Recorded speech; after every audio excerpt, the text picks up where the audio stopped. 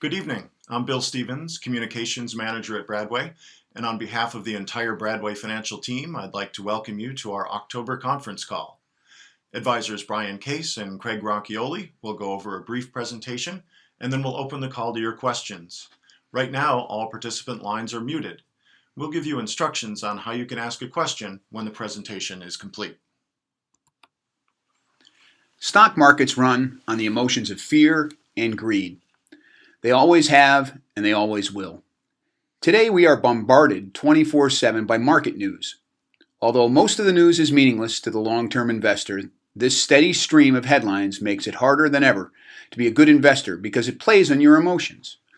Good investors are able to tune out this noise and focus on proper investor behavior. Good behavior is defined as buying low, selling high, and remaining invested as markets rise and fall. Most of all, it means taking a patient, long-term view. Most people don't do this. Studies show that the typical investor returns trail the returns of the mutual funds they invest in. The typical investor's returns also trail the performance of the broader stock market. How can this be?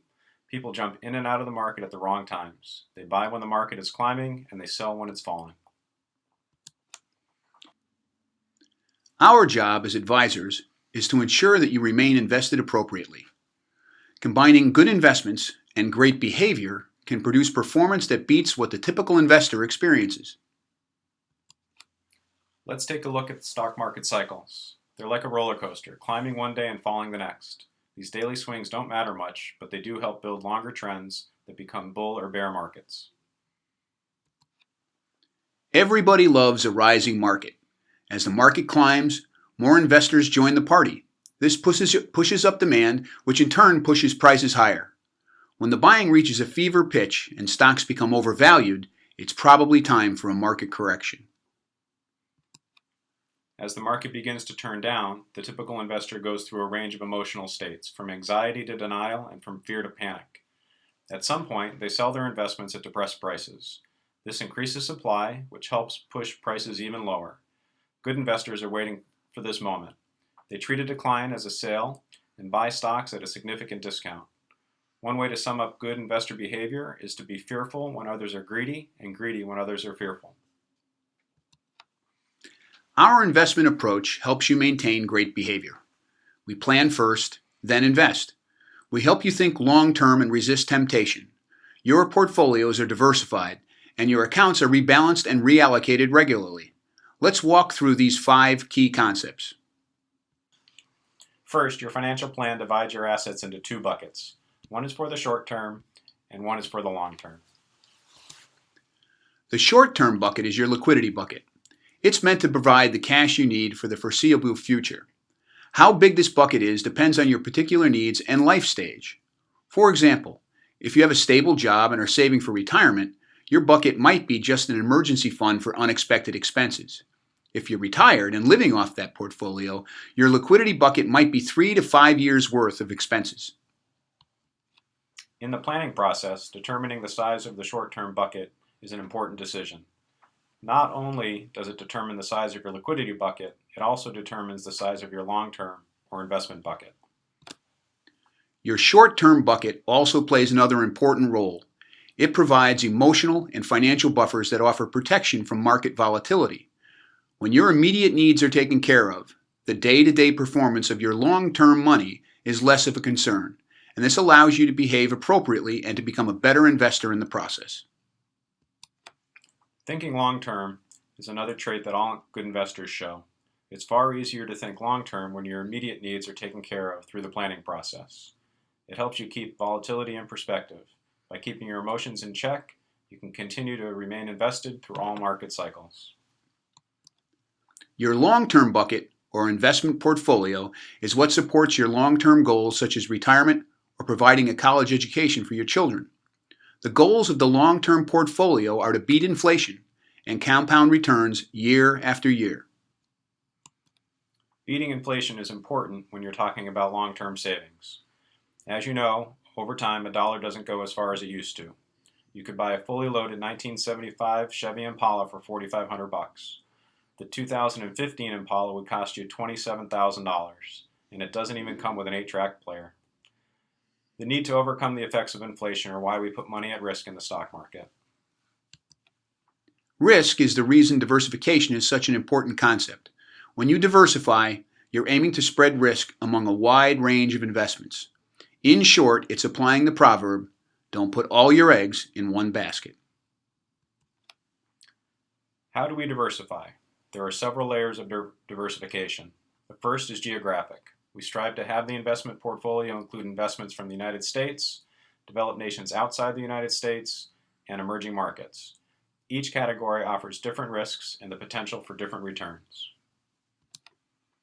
A second type of diversification comes through buying stock in companies of various sizes.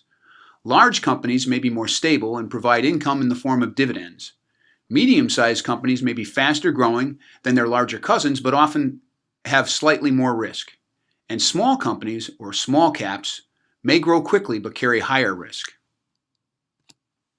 Then there's investment style. Growth stocks gain value because the underlying company is growing. Think Apple or Google.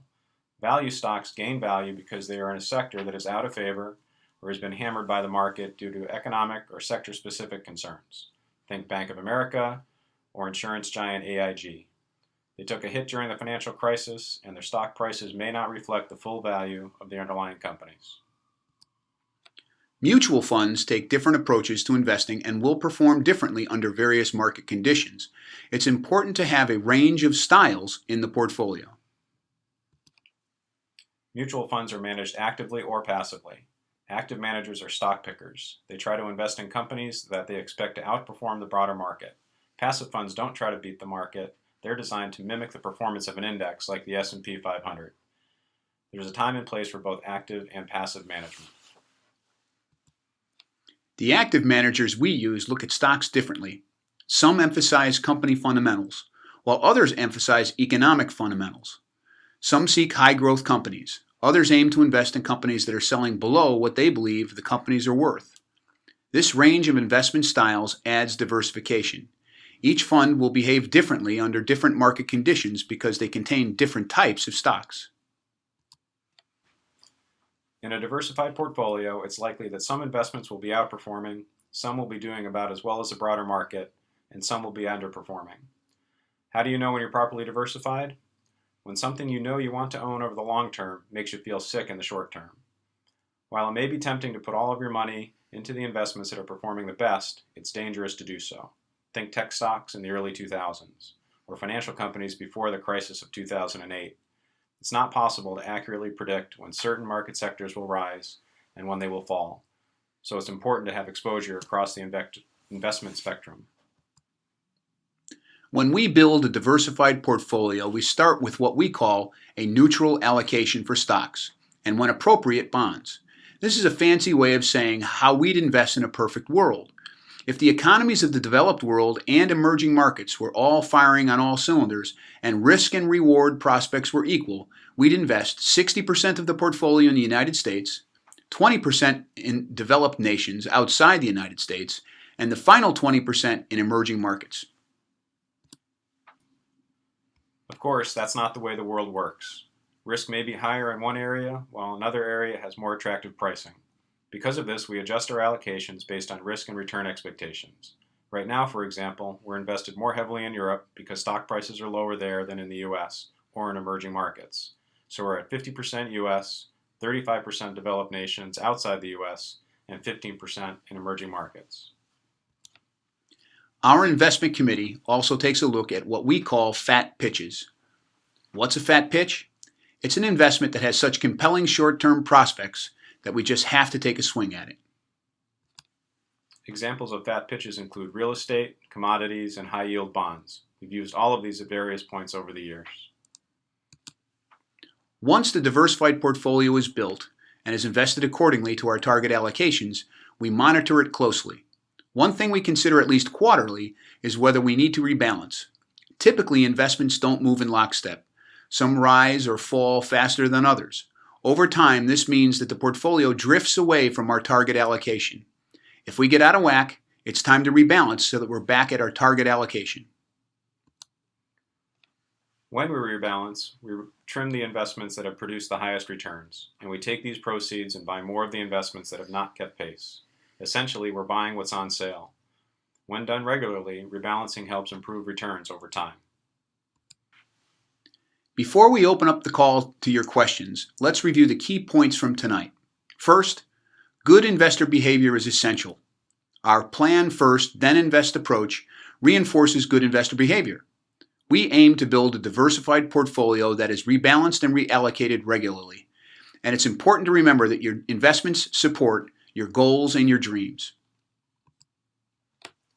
We'll now take any questions that you may have. You can ask a question one of two ways. At the bottom of your screen, you should see the RingCentral control strip. If it's not there, just move your cursor to the bottom of the screen. It should appear. Then you can unmute your line by clicking on the microphone symbol at lower left. Or you can use the chat function over toward the lower right center to type your question.